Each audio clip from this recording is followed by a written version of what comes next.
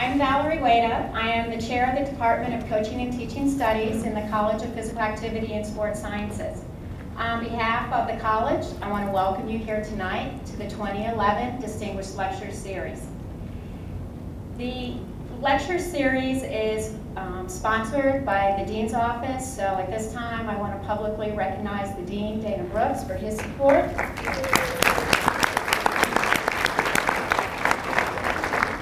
The lecture series allows us to bring experts from our given professions in to supplement, complement the learning experiences that occur in the classroom. Each year, the Dean provides both departments funding so that we can invite guests in. I was really delighted as the chair to look at the two faculty or the two experts that the faculty recommended to bring to campus this year, because there was a commonality between the two. A couple weeks ago, we had Dr. Brian McCulloch on campus. The physical education and teacher education faculty recommended that he come. And Brian's expertise, or the area of scholarship that he's been involved with, is looking at elite coaches, teachers who have been identified as experts within the field, and looked at what are their best practices. Looking at what is that content knowledge that experts have, but also what are those common behaviors that they display, or teaching behaviors. The athletic coaching education faculty asked to bring in and unanimously recommended bringing in tonight's speaker, April Heinrichs. And without a doubt, she's a practitioner of best practices. And if you haven't ever followed her career, I'm going to try to very quickly summarize it. She has over 30 years of coaching experience, partly because she started at a very young age, which she shared with the coaching education students earlier today. But she's also coached 10 years at the collegiate level, coaching notable teams as the University of Maryland and the University of Virginia. At the same time, she was the U.S. Under-16 youth coach. In '96, she was the assistant coach for the U.S. women's soccer team when they won the gold medal. In 2000, she took over as head coach of the U.S. women's national team Olympic team, where in 2000 and then 2004, they also were medal winners of silver and gold respectively. So when you think about it, she is a practitioner of best practices, because the teams would not have been successful if she did not demonstrate those best practices. This, of course, was after a very accomplished collegiate career herself. For 5 years, or actually beyond collegiate, for 5 years she was captain of the U.S. women's national team in 1991 in the first World Cup for women's. They won that. She's been inducted into the National Soccer Hall of Fame. And she played 4 years at the University of North Carolina, and they didn't have too sloppy of a season, given that they were the NCAA champions 3 of the 4 years that she was there. So again, an incredible pedagogy or pedigree within the area of soccer, and so we're absolutely delighted that she came here to speak to us. Earlier today, she did speak to our coaching education students and talked about her journey from being an athlete to a coach. And then from 2:30 to 4, she met with some of the faculty, graduate students, and then some of the coaching staffs for more informal discussions. So we're really excited tonight to be able to hear her talk about keys to successful team building. April. Thank you.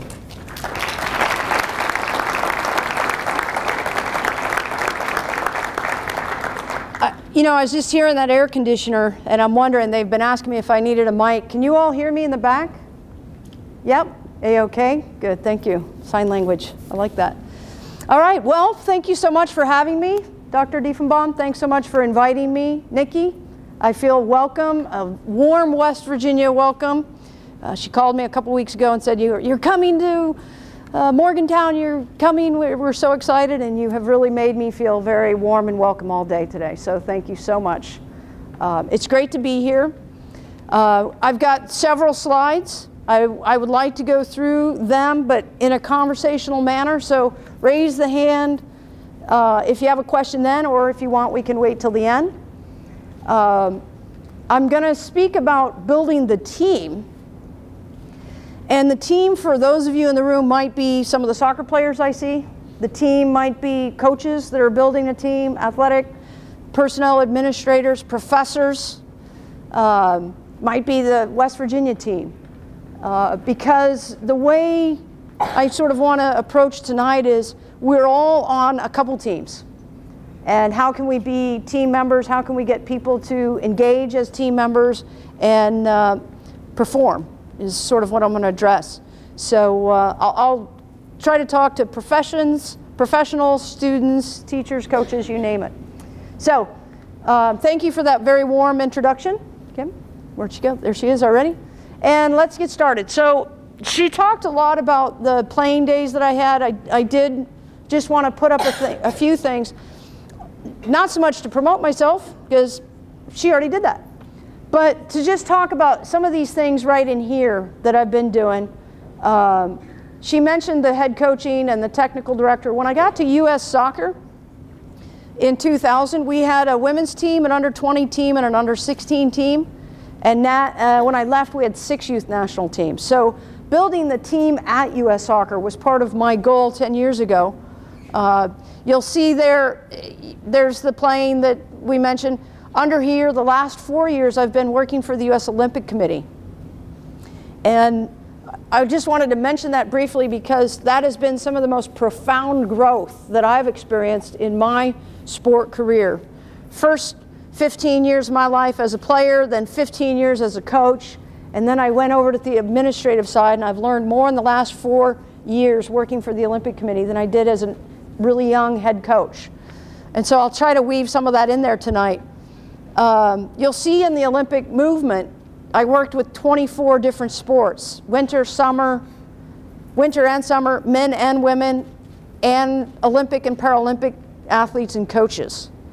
And basically building a team of sports psychologists, physiologists, biomechanists, myself, a strength coach, and going to meet with our Olympic and Paralympic sports, their leadership, and helping them build their team, everything from their coaching staff to their support staff to the actual team that would perform in either the Olympics or the Paralympics.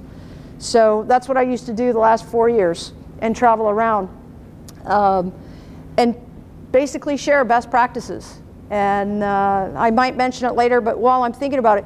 So for example, curling was a sport that I would work with. I didn't have any knowledge in curling, but there were things I knew we could do as a team to help curling further their performance on the ice. And there were similarities between working with curling as there were with beach volleyball, for example. Most people, call me crazy, would not put those two together.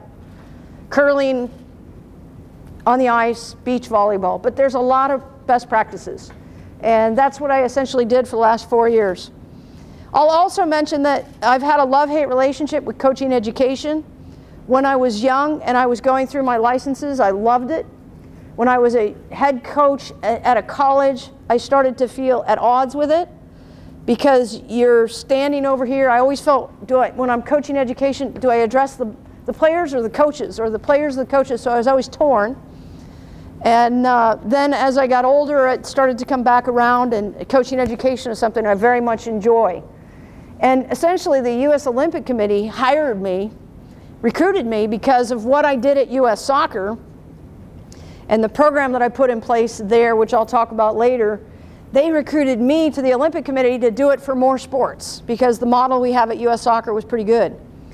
And I've been doing that. And now soccer just hired me back because the game of soccer has grown so much, and it's much more complicated now than it was years ago. So just this month I've returned to U.S. Soccer. So, and then during my time at the Olympic Committee, I was pursuing a master's degree, and that's been incredibly helpful already in the month I've been on the job back with U.S. Soccer. So enough about me, let's talk about keys to successful team building. Okay, so when you're building a team, here's what I outlined as a pathway and some of the things that will help you in building your team. So know yourself. I am a serious person. I am driven. I'm focused. I mean, I remember in college I was walking like this, and somebody goes, "Hey, Lift your head up, look around. We're in North Carolina, there's beautiful trees, you know. I probably walked past the football stadium for an entire semester before I realized it was just between those trees because I was focused. People used to say to me when I was the Olympic coach, you know, you need to smile a little bit.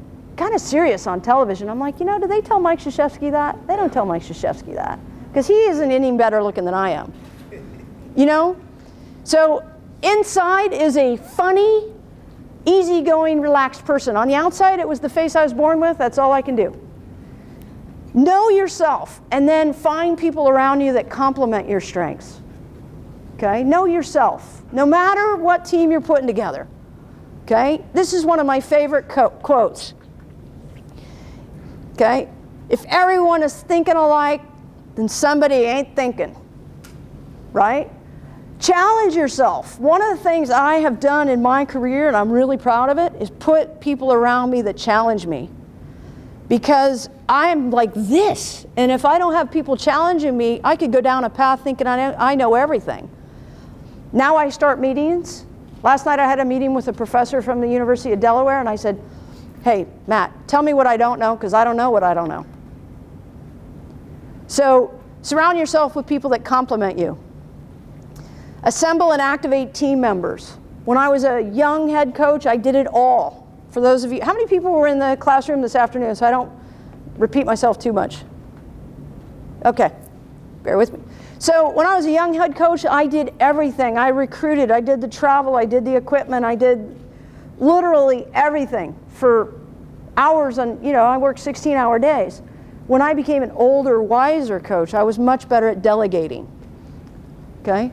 And when you delegate, you activate the people that work with you on your team. You activate them to work and be engaged in what they're doing. Same with young players and young athletes. If we're coaching a team and we don't delegate them responsibility for carrying the bibs and the cones and the flags, and delegate responsibility for getting the balls pumped up every 4 or 5 days because they lose air, and we don't delegate responsibility to do the warm-up or the cool-down, then you're sort of beheading them, and you're the only one with a brain and the only one allowed to think, and consequently they don't grow.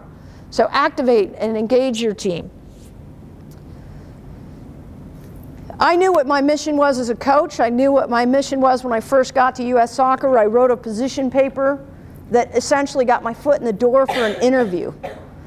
So that's how I got the U.S. Olympic team job. Yes, I was a college coach. Yes, I was on an upward trajectory, and I had a lot of experiences at youth, national team, assistant coaches, youth national team head coach. I was a good candidate, but I probably wasn't the most experienced candidate that they interviewed. But my vision got me that job 11 years ago this month, actually. So define your vision. Okay? You should always ask yourself, what's the goal? What is the vision and what's the mission? John F. Kennedy said we're going to the moon by the end of the 60s.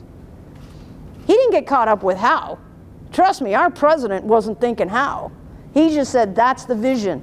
Then he employed people to figure out the how. We in coaching, we in education, we often have to do both, the vision and the mission. So whether I'm talking to coaches in the room or administrators, department chairs, what is the vision, what is the mission? Because if you don't know the vision or mission, you'll never get there. If you're at odds, like in soccer, do we develop from the top down or should we develop from the bottom up? If we don't figure out the vision in women's soccer in the next, I'd say, 6 months to a year, we're going to be, this is my analogy, we are so big right now. Okay, we're the second largest sport in the country in terms of youth participation. We're the wealthiest sport in the country in terms of participation. All right, the NFL and all of those guys, but the NFL is an Olympic sport, right? They call themselves world champions. They don't even leave the country. I mean, what's that about? And then sometimes when they do, they go play another team from our country, world champion. But with regards to your vision and mission, if you don't know it, how are you going to get people behind you? If it isn't clear, how do you get everybody on the same boat? U.S. Soccer, to me, is like this huge ship, and we got thousands of players, millions of players. We have thousands of coaches in there rowing the boat like this, rowing the boat like this. The problem is we've got such a nice, big, powerful boat, their oars aren't even touching the water. So we're going to try to define the vision and the mission and the philosophy for soccer and get more people behind us. Pathway to success, review last year, last season, last year, last academic year, last cycle, whatever it is. When you're done, sit down with people, challenge each other and say, what do we do well? What do we need to improve upon? What do we want to layer in next year? What can we steal from the business world? What can we steal from the sports world? What models can we consider? Who can we talk to that might stretch our brain a little bit? And review last season. And then analyze the competition. So if you're the West Virginia soccer team, what did you do well? What do you need to improve upon? Where can you improve? And what is James Madison doing that you may be able to steal? What's University of Pittsburgh doing that you may be able to steal? Or St. John's, what can you steal from them? Because I don't think all of us, or I should say all of us are smarter than one of us.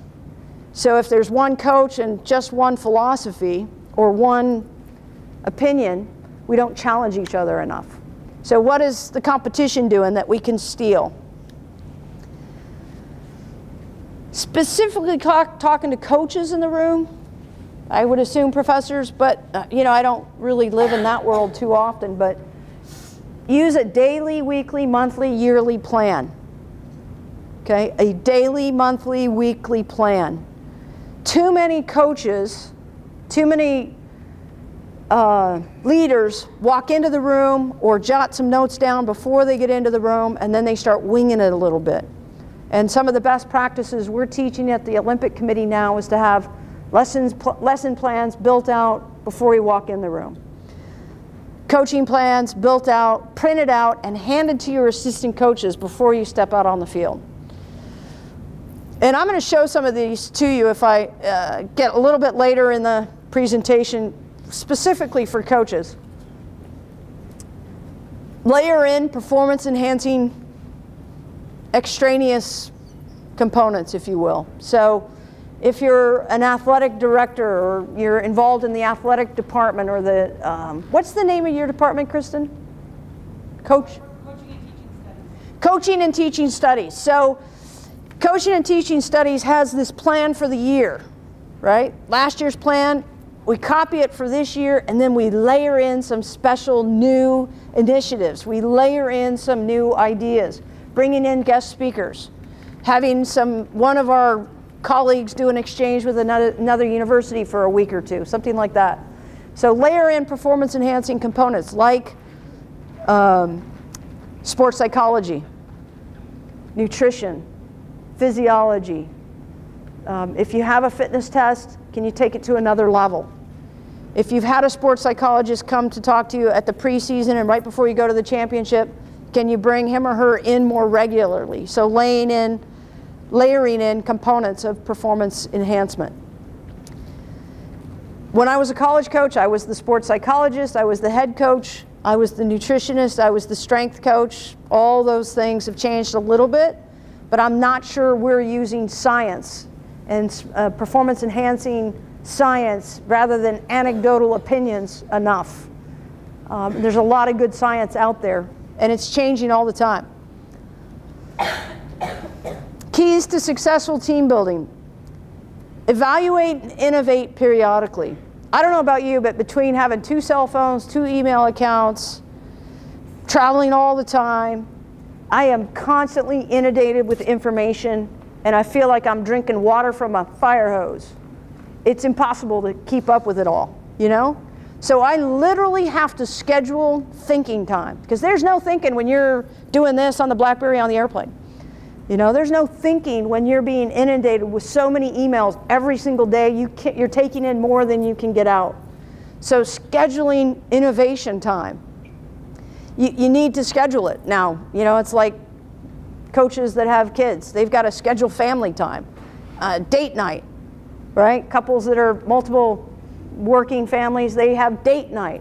We even have play dates for children, right? Used to go out and play. Now we have to schedule it.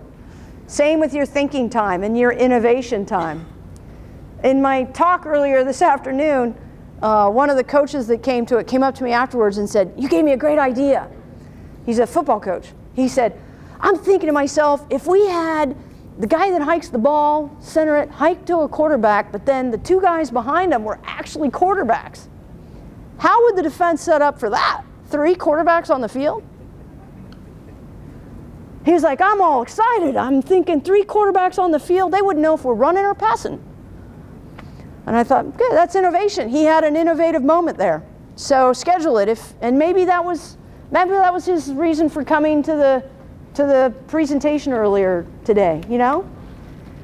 I'll mention this again, I hope later, but I went to a presentation at the USOC, and Dan O'Brien, if you know him, do you all know Dan O'Brien, the Olympian, right? In the decathlon, he came to speak to us, and he carried a water bottle, walked in, strapped on his little speaker like I have, sat his water bottle down. I thought, oh man, he's winging it. He's winging it, and he was. But one of the things that he said that has stuck with me even today, and this was well over 2 years ago that I heard it, is he said, "Seek inspiration." So here's one of the most inspiring athletes during his time, right? He's telling our resident athletes to seek inspiration. And you team sport athletes, you all are so lazy, it's incredible. If you're an individual sport athlete, you're studying physiology much better. You're looking at sports psychology much closer. You're spending more time on technique. But team sport athletes tend to be lazy because the coach does everything for them. You know? We spoon feed you information on nutrition. We spoon feed you information. You're smiling. I'm right, aren't I? We spoon feed you information on strength training, you name it. Individual sport athletes have to go get it or get a personal coach. So what Dan O'Brien is telling our resident Olympic athletes is seek the inspiration. Don't wait for it to come to you. Maybe that's what that football coach was doing by coming to my presentation earlier.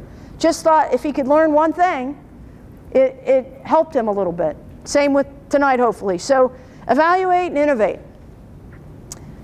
Design a 3 to 5 year plan. I just had a player that I coached last, I guess she was playing for me probably in 1995. So what are we, 16 years later. She just said to me, "April, I've got my 3 to 5 year plan. Can I send you my goal sheet and have you give me some feedback?" I mean, this is just a woman who's now coaching, she has a PhD in psychology, and she wants some feedback after being out of college for 16 years. She has a 3 to 5 year plan. Do you have a 3 to 5 year plan? Okay. All right. I have a 3 to 5 year plan. I rewrote it this afternoon. I want to work at a school like this where I can just sit with students and talk about sport. That was pretty fun this afternoon, wasn't it, Oliver? Yeah, that was pretty fun. Okay. Embrace change. There is a great book out. It's not new. This is not revelatory. It's called Who Moved My Cheese? Okay? If you're somebody that you know you do not take risks, you do not deal well with change, you like routine, you like comfort zone, you like things predictable, read that book. Who Moved My Cheese? It's a good book. It's a funny, quick read, one of those things you could probably sit on the pot and do it all at the same time. But what we're asking athletes to do is adapt. Every day we take them out onto the field, we challenge them, we push them. Once they get comfortable, we raise the bar. That's called change. We're asking them to adapt to change all the time. And young people do it, you know? And by the time we're all old farts, so to speak, we don't want to deal with change too much.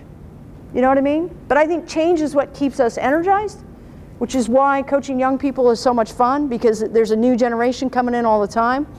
But I think we have to find ways as adults, as teachers, as parents, as coaches, we have to find a way to embrace change, because if we struggle with change, how can we possibly ask our athletes to deal with change?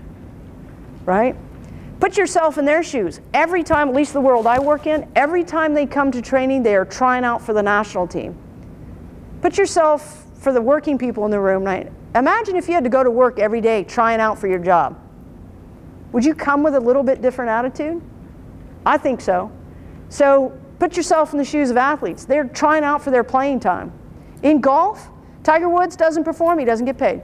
Okay, by his sponsor he does, it's a whole different thing. But for golf, if he doesn't perform, he doesn't get paid. I think that's a great world to live in. Okay, I'm going to tell you a story, and then I got to get out of this PowerPoint, show you a little video, and then get back into the PowerPoint, so bear with me. This is my team at the Olympic Committee. This is my strength coach. This is Gina Miles. She's an equestrian athlete. In equestrian, it's an Olympic sport. It's one of the sports I used to work with. In equestrian, there's 3 disciplines. There's show jumping, the horses that really jump 6 feet high. I'm actually 5'5". Those horses are jumping consistently about this high. Pretty cool sport.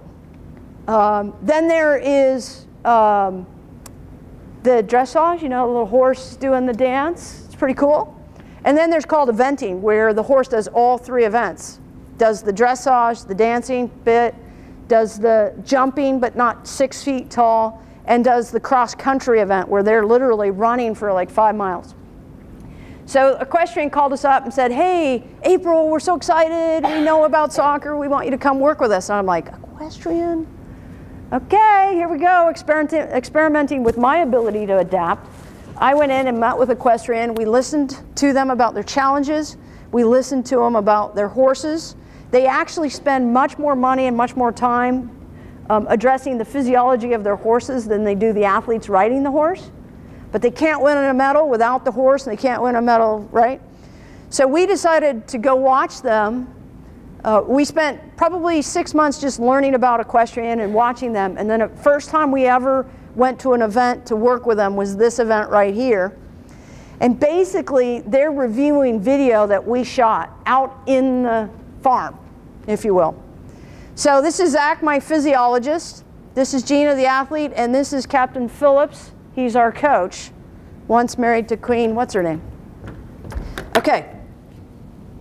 Let me see if I can show you the video. What you're going to see is a horse being filmed from, so think of me as the horse. I'm running, and then I turn to get ready to jump, right? And then what you're going to see from this side is the opposite time. The horse is turning left and getting ready to jump. We've overlaid it to see if the horse or the athlete changes their gait, changes their galloping, right? Because, and maybe, you know, we're all right-handed, our horse is left-footed or whatever it is. So you'll just see some video, and then hopefully it'll, see the 2 horses?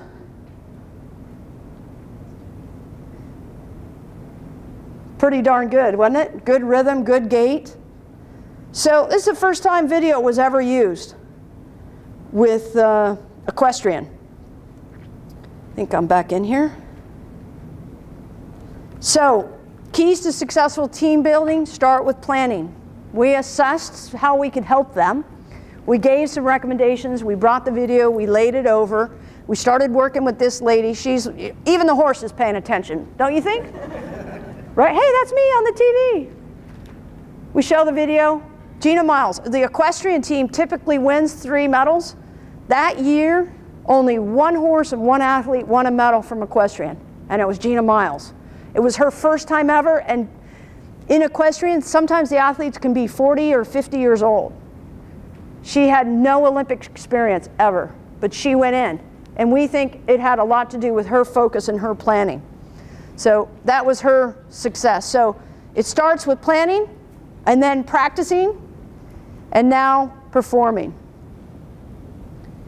And this is a great quote. You know, the time to evaluate, the time to analyze the competition, the time to get feedback, the time to engage with dialogue with colleagues or somebody you respect isn't when you need to perform tomorrow, right? It's when the sun's shining. You know what I mean? So I think John F. Kennedy said that really well. Any questions at this point? Okay, maybe we'll get some more later. So performance model, margin of victory tools. This is what I call, and again, in your professional life, there are tools. conferences you can go to, other college exchanges that you can have. What are the margin of victory or the margin for success?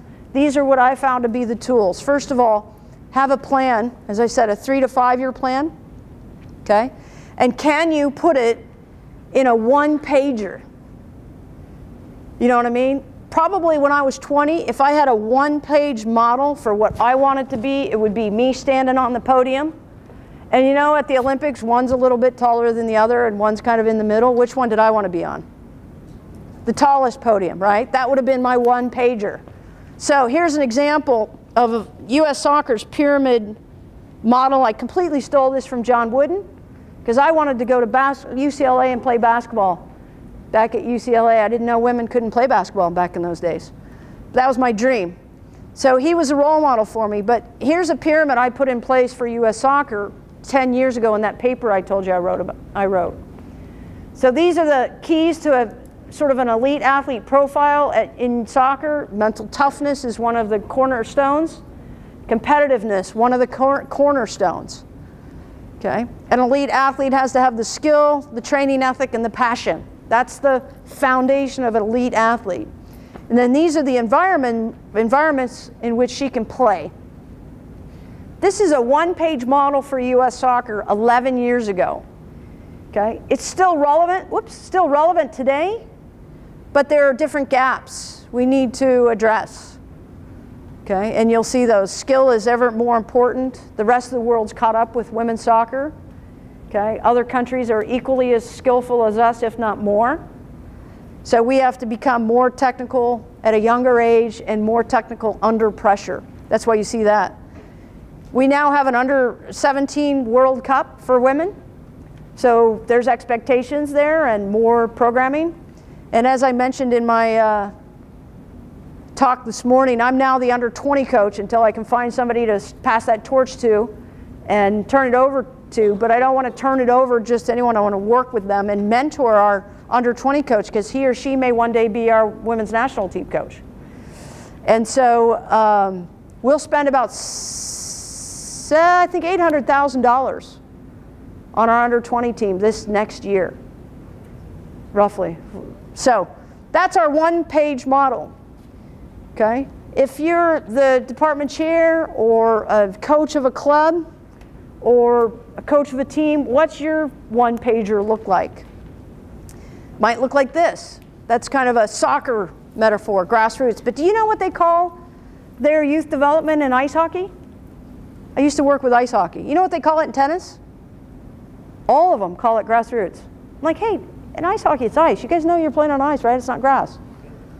This is a term that's so profound, apparently. They call it their youth development in ice hockey grassroots. They call, in curling, it's called grassroots.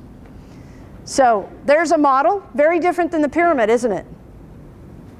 Okay? The idea is to get young people playing soccer, stay healthy, get them to go back into coaching, get them to have children and have children play soccer, and keep cycling through. That's a model. Here's another model, more appropriate for, say, an archer. Archery was one of the sports I used to work with. I mean, they're individual sport athletes. They're singular focused. You can see the most important thing, that's a model. And this is one of my favorite. This is a coaching course I did down in Trinidad and Tobago for the Caribbean region. And I presented to them a model, you know, show me a one-page model of what Jamaica does in women's soccer. Show me a one-page model of what Antigua does. Okay? And here's what they came up with. Okay, apparently in Antigua there's only 30,000 people on the island. Well, we have more than 30,000 girls playing soccer in the state of Maryland. So their goal was, with our 30,000 people on our island, it was to get as many people on the soccer bus as we could. And then you can see their plan. They had, you can see some pieces in here. But there's not one model, is my message. There can be many models, and it's up to you. But articulating it in a one-pager for young people in the room, what's your model for what you want to be and how do you want to grow in life? Okay, daily, weekly, monthly, and yearly templates. Okay, for future coaches in the room, people that were in the presentation earlier today, here's some things I think will help you, because I do think in, say, basketball, it's an indoor sport. There's a lot of tools you can use, and you see and get a sense that the professionalization in basketball is quite high. But in soccer, we tend to stuff our notes in our pocket. It could be raining, could be hot, right? But what level of planning are we putting in place? So I'm just going to run through some of those and show you what I'm using. So this is a tool particularly for soccer coaches, but actually on a personal level, I actually changed the title at the very top. See, it says Annual Plan for the U20 and U18 Youth National Team 2011. I changed that title, and it was April Heinrichs' April schedule for the year. So this is my actual schedule until the end of April, because then they haven't told me what other camps, but I've got to plug in 18 other training camps in this schedule. And a training camp is at least 8 days long.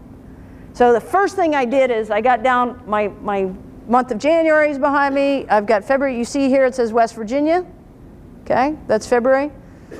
You see that I had a U20 camp that just ended. I don't know what day, Saturday.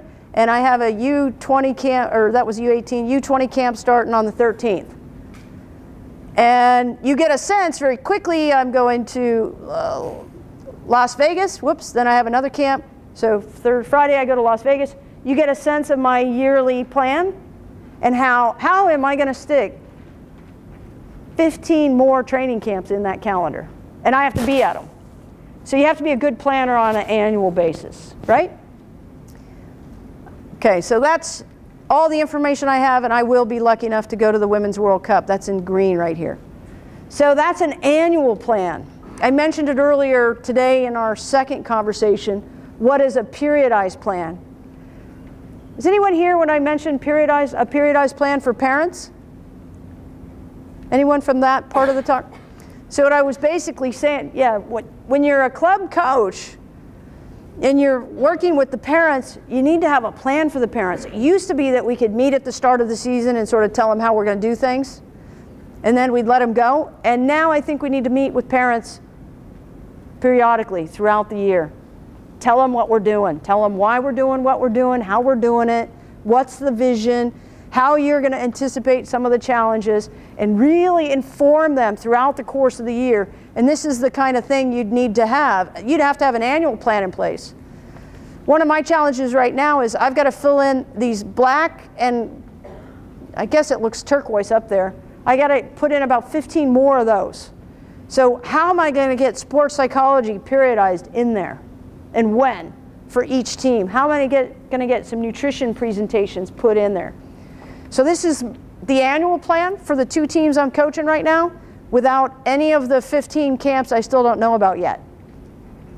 Then I'm going to put sports psychology, nutrition, and I want to do some high-speed video filming of their biomechanics of their feet. Are they kicking the ball properly?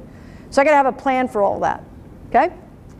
Maybe too much detail, but here's a weekly plan for all you future coaches. Weekly plan. You can't really read some of this, but I'll tell you what's in there. It's just a shot.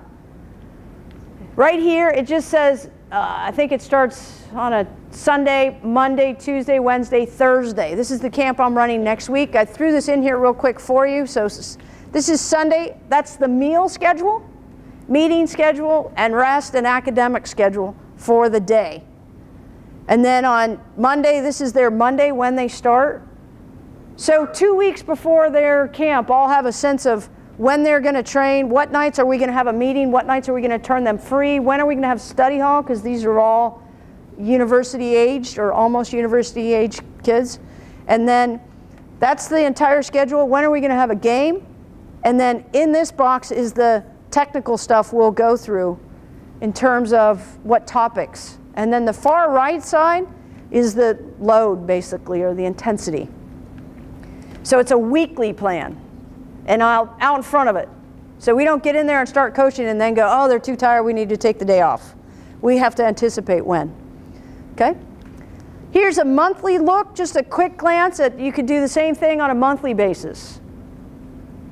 Okay, so how many coaches in America coaching soccer have a weekly, a daily, and a monthly, and an annual plan? That's my job over the next 3 years to hopefully implement. Okay, so going on with some margin of victory tools. Okay, margin of victory tools. Another one that I think is a great tool is creating a notebook. I know professors have them. Coaches often ask our athletes to have a notebook to bring. I see actually big credit for this group that all has note pen. Who gets credit for the note pen and the pad here? Do you guys, each of you get credit for that? It was your idea? Yeah. Really? Yeah. That is impressive. That wasn't a coach-driven idea? Oh, from regional groups and stuff, I think. Ha! That's beautiful. So you learned that from going to our regional camps? Yeah. Got to have a notebook. Because you're seeking inspiration tonight, aren't you? Yeah. Are you finding it? Yeah. Good answer. So carrying a notebook, getting our athletes, our students to have a West Virginia notebook or a U.S. soccer notebook. And there's a tab under there that should be psychology, a tab under there that's physiology. And keep it for your own education, for your own future coach notebook. If you go into coaching, I have every notebook I've ever kept since 1991. I have a notebook of all of my notes and every team I've ever coached. So keeping a notebook. Let me give you an example. Here's the great Pat Summitt. You know, one of the most legendary female coach in America. You know, Nikki Izzo Brown here, your women's soccer coach, and I went to dinner tonight. We're like, hey, where are the female coaches that are over 40? There's like 3 of us left, you know? But in basketball, they don't have that problem, Nikki. We need to chew on why basketball doesn't have that problem. I think it's money. I think you're right. But really, here's Pat Summitt. She has these definite dozen rules, right? These are some great rules. Don't reinvent the wheel here. Pull these straight out of her book and put it in your notebook, because these are great things. And one of my favorite one in here is discipline yourself so no one else has to. I can remember when I was a little kid, I was kind of a terror, and then they said, you're going to the principal's office, and I was like, and I was frightened. And from that day on, I've been frightened of authority, and I've towed the line. Somewhere along the line, at a young age, I learned to be respectful of authority, and I towed the line. And I'm so disciplined now, it's frightening. Probably I should let my hair down a little bit more, you know? So here's some great ones, okay? Don't just work hard, work smart. This should be in your notebook. If you're a coach, you should have one of these. If you're a player, you should have one of these. If you're Dan O'Brien, you're looking for nuggets like this so that you're getting that inspiration. Because here's an Olympic athlete looking outside of his world for continued inspiration. I get, my boss at the USOC still keeps me on his mailing list. I get a quote of the day every day. And sometimes I leave it on that BlackBerry and I read it 17 times that day because it's so fun. Sometimes I delete because it doesn't resonate for me. But anyone that I save, guess what happens to it? It goes in my quote of the day folder off my email and in a special file where I now have all the quotes of the day for about 4 years. So he did the work for me. I just was inspired enough to keep it. So have a notebook.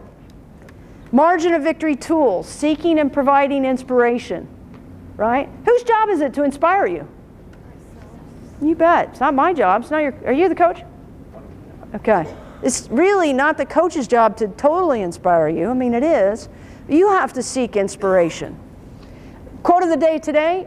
Oh, my battery is dead. Quote of the day today, I'm sure I'll muck it up, but it's something like this. Benjamin Franklin said, we all have the right to pursue happiness, but you have to go get it, right? What a great quote that was. You don't just, doesn't just come to you, happy, I'm happy. You got to go get it, right? I love that. You don't wake up and just have this, you know, an inalienable right. I mean, you do have a right to happiness, but you got to go decide about it, right? You got to find it. My sister, bless her heart, she sends these gifts in the mail sometimes that just, they don't know what to buy me, you know, my family. Sent me a gift in the mail, it was Avon. I'm like, okay, Avon. Do I look like the person that uses Avon products? Right? So I wrote her a little thank you note, and I said, okay, you know, I'm 47 now, I'll try your cream, your night cream, your day cream. You know, other people have tried, but I'm gonna try because you sent it to me. But I really like the little bracelet with a smiley face on it. She's like, what, that stupid thing? It's just a little yellow smiley face, little yellow bracelet. I must have left it on my bedstand last night. That's what I enjoyed. That thing makes me smile when I look at it. You know what I mean? So seek inspiration. Okay. If you're in the leadership business, you got to give it too. Do I seem like a charismatic person to you? I'm kind of down on charisma right now, but I know what my job is tonight, right? My job is not to come in here like I really would like to, and that is sit in the back and pay attention. That's me, that's April, blend in. I've been off the soccer radar for 4 years. I like that life. I'm not really the person that wants to or needs to be in the front. But what is my job tonight? Providing inspiration, hopefully, to someone, right? So you have to know what your role is. If you're somebody that is supposed to provide leadership and guidance for people, and they're listening to you, you got to give it to them. That's your job, you know? And it's fun. I tell you what, I walk away from these gigs and I'm like, man, I got way more than I gave. Seriously, Nikki, your phone call the other day, we're so excited to come. We're so excited to have you. What can I do? How can I make it easier? I know things are crazy. I'm like, huh, I'll be there as fast as I can get there, Nikki. Help me out. I don't know how to get from the hotel to that was about my only problem. So truly, I'll walk away feeling like I got way more than I gave. But if we're in a leadership role, we got to give, right? Okay, quote of the day. These are just some stories I'll tell you. These are things that have resonated and inspired me over the time. We used to say about fitness, if it were easy, anyone could do it. Okay, get on the line. This is our chance to work at our fitness. Nobody else is going to give us this chance today, right? And guess what? We're going to let you do it as a team. So work at it. This is an opportunity to work at your fitness. Here's another one. Keep going. You'll pass out before you die. You know? And that's a mantra we beat when I was a player. Man, did we ever beat that. But how could you possibly quit when you had teammates yelling at you saying, you can't quit. You're going to pass out before you die, so don't worry about it. It might feel like you're going to die, but you're not. You are not going to die.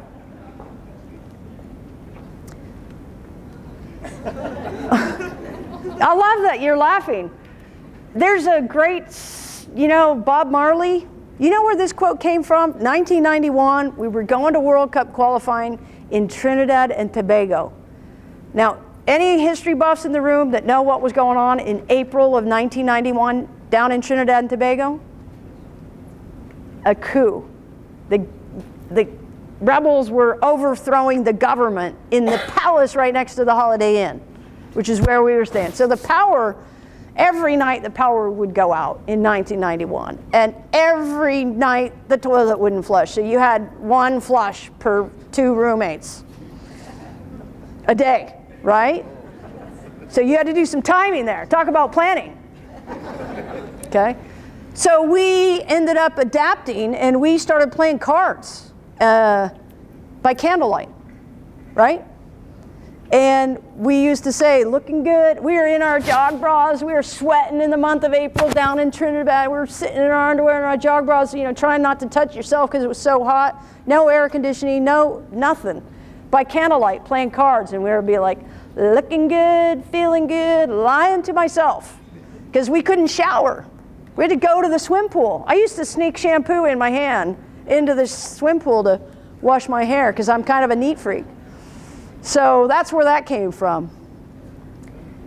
DWI, we know what that is. Our acronym was deal with it. You didn't like something? Deal with it. Adapt. We used to shout things like that to each other, but DWI. About stress, pressure is a privilege. That's a mantra. We stole that from Pele, by the way. He was famous for that quote. It was buried, but that's really a Pele quote. It is a privilege. It's a privilege to be standing in front of you and to prepare for tonight's presentation and hope that you enjoy it. It's a privilege to play in front of a crowd when they come and watch you play. And you get bubbles in your belly, you get excited to present, excited to play, and it's a privilege. And if you can look at pressure as a privilege as opposed to something oppressive, you're probably going to embrace it much more. Okay. This is a funny story. We had some women on the national team back when I was the coach, and probably had at least 3 women during my 10 years as coach that also had children, and the children would travel with our team. And we had a sports psychologist, and we had a physiologist, and we had a nutritionist that would work with us. And our sports psychologist used to talk about focus and refocus. It's a presentation she gave to the team. We were on the airplane, we were on the airplane on our way to Portugal. And so Joy, with her husband as the nanny and 3 daughters, they came on the airplane with us. And about 3 hours, maybe 4 hours into our 10-hour, 11-hour flight to Europe, little Carly went up to Mom and said, "Mom, I lost my focus. I wet my pants." You know, how great is it that, the 5-year-old, 6-year-old, however old she was at the time, she adapted some of the language we used. I lost my focus. Okay, other quotes. This is one of my favorite. This is how, if I had to take one quote sort of epitomizes me, it's Will Rogers, "Even if you're on the right track, if you just sit there, you'll get run over." That's how I feel about life, and it's how I keep myself honest. I'm never comfortable where I'm at. I'm sort of on the edge and I want to grow. It's why I got my master's at age 45. It's why I went to the Olympic Committee when I had a pretty good job at UC Irvine, living on the beach in a bubble.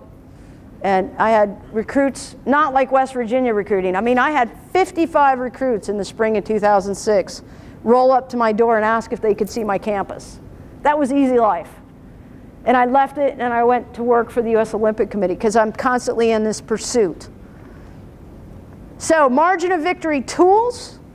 This is maybe for the administrators, but here's another model that I put in place at US Soccer that it sounds like Dr. Diefenbaum's trying to do here in some form as you grow your basically human performance department. Is that a good way of summarizing human? I know we changed those names.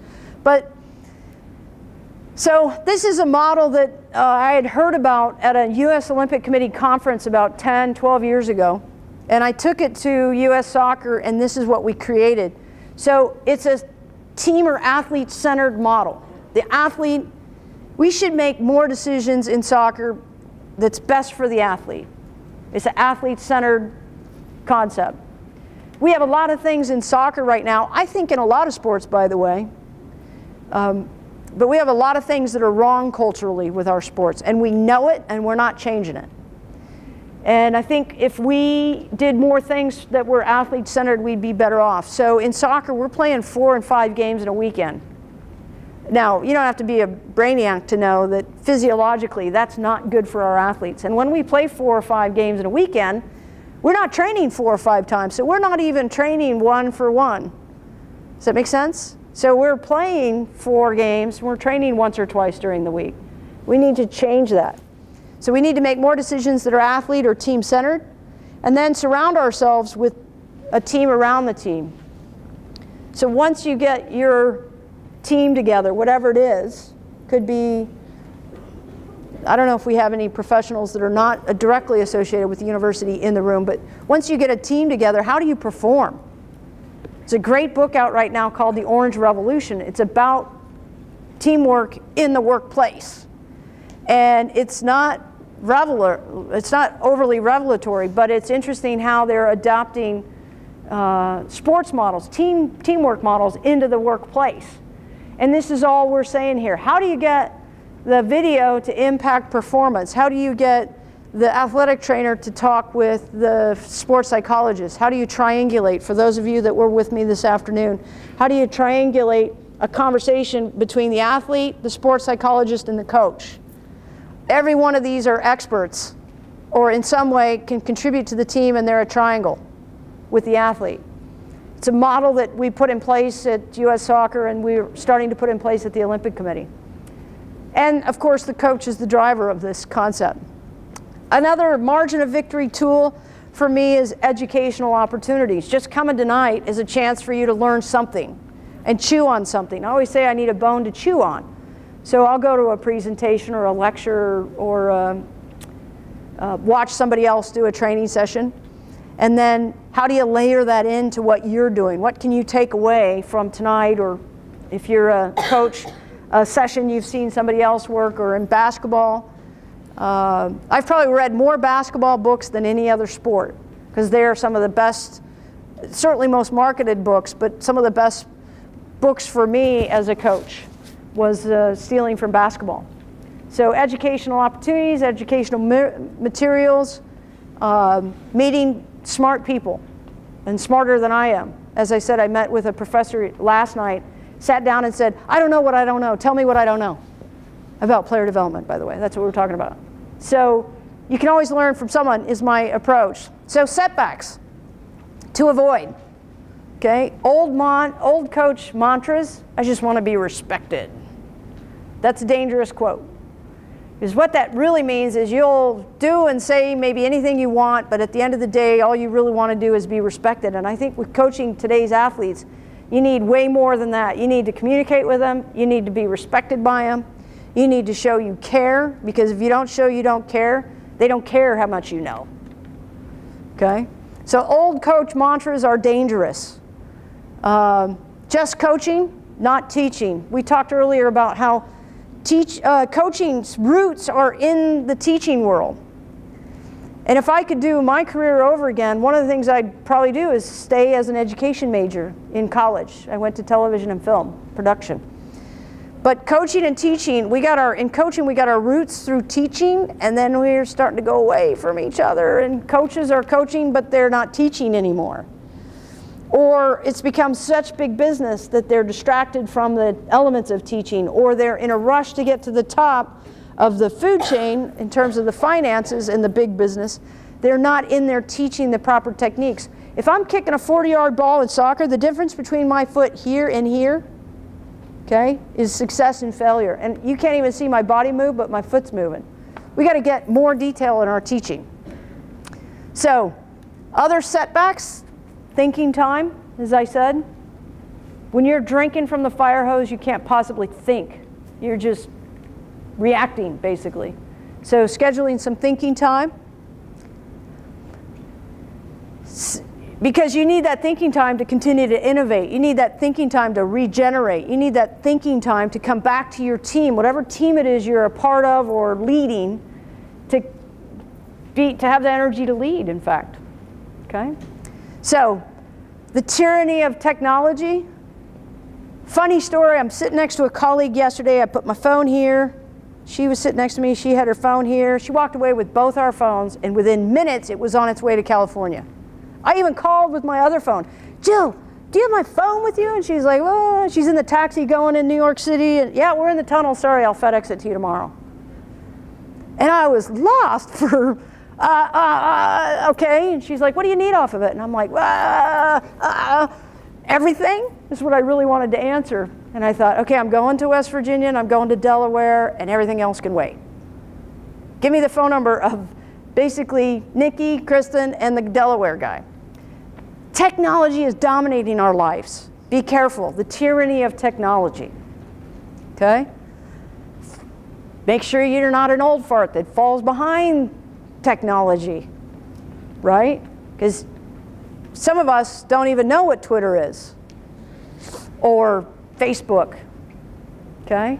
So make sure you don't fall behind or get left behind. I'm so impressed with people over 55 years of age that really know how to maneuver a computer, because that came way later. You know, that's impressive.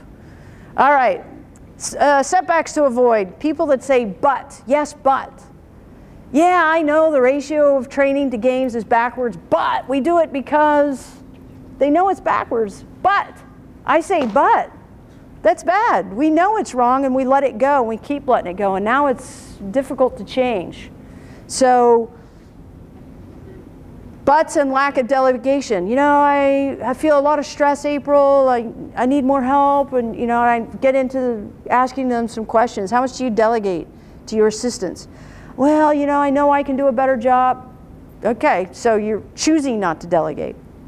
So a lot of excuses at times and lack follow through. We'd really like to do some high-speed video analysis of our kicking foot, but what? Do it. Put it in your annual plan, your monthly plan, your weekly plan, and follow through with it. Lack of a competitive spectrum or perspective, okay? I think we sometimes get into our own world, we get comfortable, and we stop looking outside. This is what's interesting about being a young athlete today. You switch teams, you get on the team, you play, you practice, you start looking around, hey, I'm pretty good, right? But somewhere, somebody else is working just as hard or harder and might be better than you. You know what I mean? Somebody, oh, I've made the under 16 national team. I had the under 18 and under 20 team in camp together. And I said, okay, you might be on the under 18 team, but you do not have a right to easily pass to the under 20 team. Guess what? You have to earn it. Because it's not an automatic if you make one of those youth national teams that you'll make the next age group team. You've got to earn it, and there's a 2-year gap, and some people might bubble up that are late bloomers. So lack of competitive perspective. And trust me, we are so guilty of this in America. We are so guilty of this. I mean, we're all bothered right now because China's catching up with us. You know what I mean? Because we're used to being the best. And that's irritating people. And you're suddenly not a patriot if you don't believe we are the best in some areas in the world, certainly the world economy. You know what? There are countries that are 1/5 the size of us, and they're producing better soccer players than we are at times. You know? Do you know that the Czech Republic, really small country, 8 million people? We have 330 million, by the way. 10 million in the Czech Republic, and guess who played in the Women's World Championship basketball finals? US against Czech. United States, 330 million people, little Czech Republic, 10 million. Those two teams met in the finals. They're doing something well that we could learn from, in my opinion. You know that? 10 million people, and they get to the finals to meet the great United States, and it was within 15, 20 points? That's incredible. So I want to look under the Czech Republic's tent and see what they're doing in women's basketball if I was a basketball coach, because we can learn from those little countries. So lack of competitive spectrum. This is one of my favorite. When you're building a team, and especially if you're the leader and you feel stress or excitement, or just that when the team is first forming, and you get together and something goes wrong, we often try to kill a fly with a bazooka. And basically that means we just blow it up to be really bigger than it is. Let it go. Sometimes you just have to let some things go. Other things you have to hold the standard. So this is one of those setbacks to avoid. This is one of my lessons as the coach of the women's national team. So I was 35, I think, when I first became the national team coach. And some of the athletes I played with as a player, I was an assistant coach when they were on the team. Then I became their head coach. And I thought I understood them well. I had good relationships with them as a captain on the team. I had good relationships with them when I was the assistant coach. As soon as I became the head coach, it was a lot tougher for them. And in particular, I thought I understood and could communicate well with them. There is no finish line to communication. It is a never-ending race to be good at it, you know? So I hear, oh, this coach is a really good communicator, or this coach is a really good communicator. This teacher is a good communicator. This leader is a good communicator. It only takes one bad communication to burn a bridge or two. Would you agree? So there is no finish line to being a good communicator or having a good relationship. You've got to keep working at that. So decisions. I love this photo. This is one of those photos, you know, everybody forwards to everybody, and I got it, and I thought, God, that would be brilliant. Because that's a technical, tactical, physical, psychological challenge he's about to face. Wouldn't you agree? Technically, how is he getting out of this? Tactically, how is he getting out of it? Right? It ain't going to be pleasant psychologically or physically. So I thought to myself, what a great photo to talk about the very nuances leadership brings and how to build a team. Some of my best friends, I hope you don't take offense with this, but some of my best friends are teachers and professors. Some of the other ones are coaches. Teachers are really not too into teamwork. Professors are not really too into teamwork. They like their little territory. They like their tenure. They like their comfort zone. They don't really want to have to work together to create a lesson plan that's new because last year they did this lesson plan, you know? But I think, to be honest, to be a really good team leader, you got to get everybody focused on that vision, that mission, engage them, right? Get them going.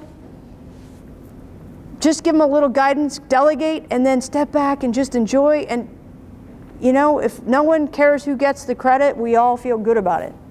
So I finish with some things that can really make, when you're team building, can really make the difference. Messaging change.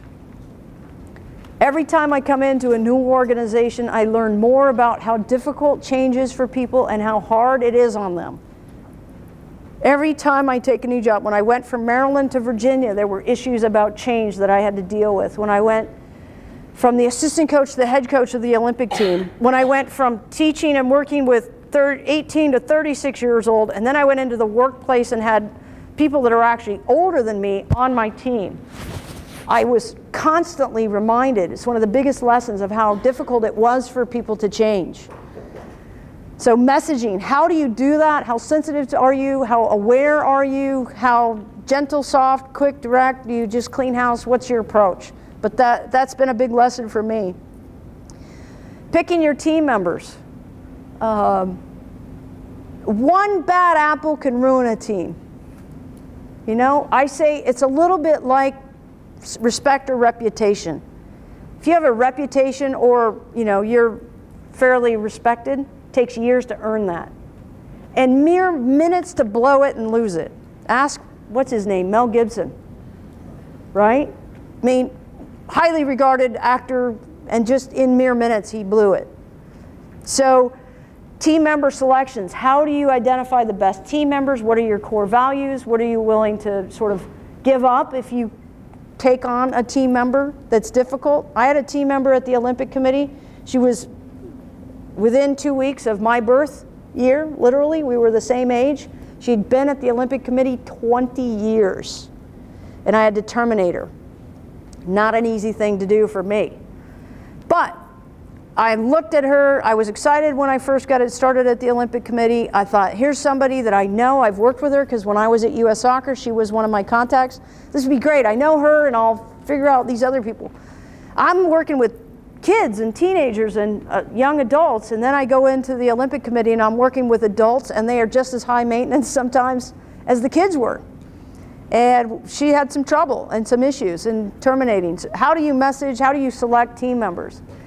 Once I finally made the decision to terminate her and our team came together, it was the strongest team at the Olympic Committee, and everybody said they were jealous of our team. But I had to make that hard decision, okay? And cultivate that leadership. One of the other things you have to, if you will, manage, and the decisions you have to make are big picture. It is so easy in the world today to just get head down, keep plowing through, and forget to look up and look at the big picture.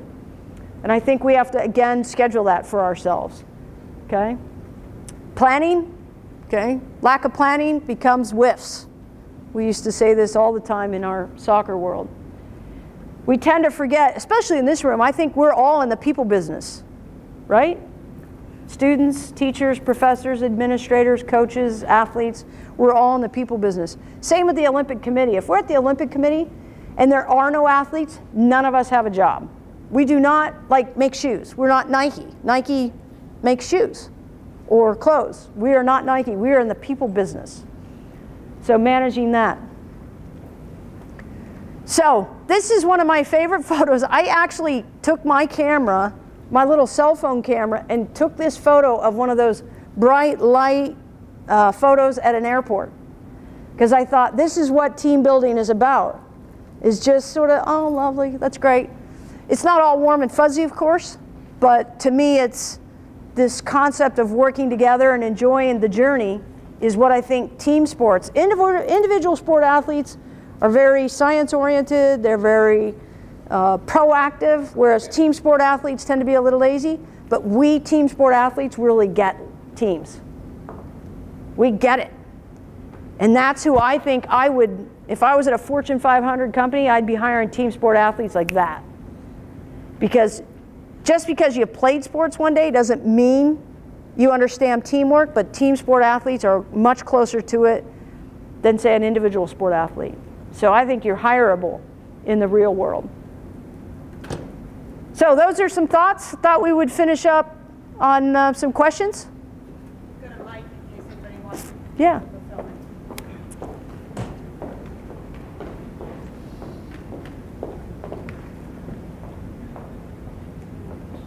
Does anybody have any questions they'd like to ask? Yeah. Yeah. Okay, you're up and loud then. You'll repeat it, though. I guess he needs it, right? How do you leadership between athletes? How do you think that helps off the field, within school and other activities? So how does leadership on the field help in other places? Lessons learned on the field, you mean? Yeah. I think the most important thing is what you learn in sports is to be a part of the team I was talking about, to be a part of a group of young people that are aspiring to achieve something together. Discipline, the self-discipline, the structure that you get. We all know in the academic world that athletes that are in season are much more disciplined in season than they are out of season because of that structure that sport provides you. So I think what we learn in sport, one of the best byproducts is discipline. Yep. Yeah. Throughout the world, a lot of countries like Great Britain and Australia, sports scientists and sports physiologists play a big role in the preparation of athletes. It doesn't seem to be that case in the United States as much as it used to be. What are some of your opinions? Yeah, sports science, physiologists, biomechanists, pretty big role in other sports, or other countries is the question, not so prevalent in America. So my Olympic behind the scenes knowledge is only 4 years old. And I know you know Mike Stone already. So it's based on my 4 years and some experience in the world of soccer. First and foremost, does everybody know that we're one of the only countries without a Ministry of Sport and government funding that goes to our Olympic team? You guys know that? We're one of the only, if not the only country that doesn't have government money, your taxes go into our Olympic efforts. So it's completely a non-government entity, okay? So we're not tied to academics, we're not tied to the government. If there's ever a political situation, we wouldn't have to do what the President of the United States would ask us to do. We did in 1980 because of some pressures. But financially, we're not a government-run institution. Consequently, our cup doesn't run over. I had a team of 17 sports initially, 17 sports, 33 teams at the Olympic Committee. One sports psychologist to cover those 33 teams. Now, it's not a 33-team portfolio, say, in Morgantown. We're talking 33 teams. Tennis was based in Florida. Handball was based in Atlanta. Equestrian was based in Southern Florida, Central Florida, South Carolina, and California. Soccer is based all over the country. Do you see my point? So we had one sports psychologist that was supposed to work with 33 teams. So we didn't have the resources. So what we had are some experts. At times, I guess in our history, were more scientists than they were applied performance enhancers. And so we said, that doesn't really work because all the scientists we have at the USOC, they're wanting to study athletes and do research on the athletes, but by the time we get it to the applied level, it takes a couple years and it's too late for it to impact performance. So we went to a more applied model. And we don't have an institute of sport that studies athletes. We have all these institutions, academic institutions, that do some studies, but we didn't have it coming from our Olympic Committee. So the answer is really a lack of resources. It's a lack of government funding. It's a lack of a connection between the Olympic Committee and academia. And we're trying to link that, I think, but it's a bit tricky in that world. So we have to be even more, you know, what happens when the institution says we got to cut our budget 5%? You tighten up a little bit. When they say we got to cut 10%, you tighten up more. When it gets to 15, it gets painful. And you just have to get more focused. You keep the good ones, so to speak. Yep.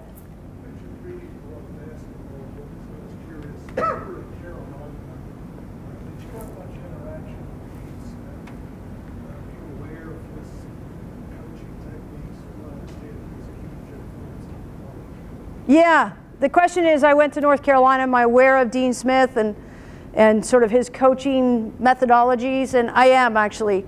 My freshman year in college, Michael Jordan was a sophomore running around the track, and my coach was talking, and I'm watching Michael Jordan, because I wanted to play at UCLA, you know?